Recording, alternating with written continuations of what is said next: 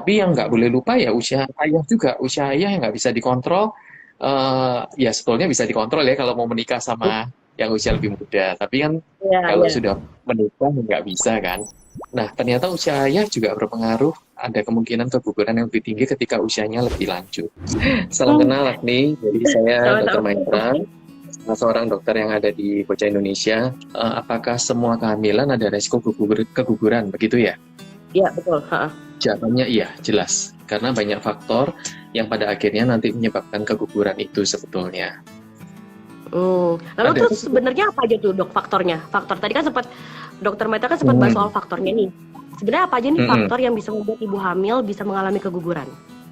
Oh, banyak. Nanti kayak kuliah, Agni.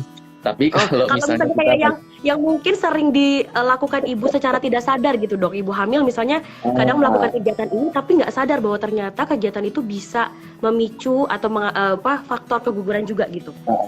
itu berkaitan sama kebiasaan saat hamil mungkin ya. Tapi sebetulnya Mm-mm. sebelum kita bahas untuk kegiatan itu, lebih baik kita paham untuk pembagiannya dulu. Jadi keguguran itu sebetulnya kalau kita lihat mulai dari awal kehamilan itu akan dibagi dua, faktor dari embrio dan faktor dari Mm-mm. rumahnya atau dari ibunya. Nah, dari embrio sendiri itu macamnya banyak. Mulai dari dia secara genetik bermasalah atau gangguan plasenta dan sebagainya. Tapi kalau dari ibu itu lebih banyak lagi. Jadi mulai dari Oh. faktor yang bisa dikontrol sampai nggak bisa.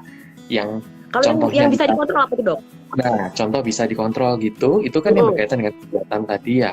Misal, Iya. kalau ibu itu tahu bahwa dia harus menghindari makan makanan yang mentah, tapi karena ibu Hmm. tersebut kurang pengetahuan sehingga dia terkena infeksi.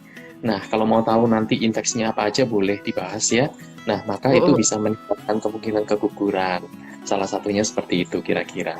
Tapi Kalau secara yang tidak garis bisa besar bagi dikontrol? dua dulu. Kalau yang Mm-mm. apa? Yang tidak Kalau bisa yang dikontrol dok, tadi kan ada yang tidak dikontrol bisa dan tidak bisa dikontrol, dikontrol. contohnya usia dari ibu maupun usia dari ayah Hmm. sebetulnya.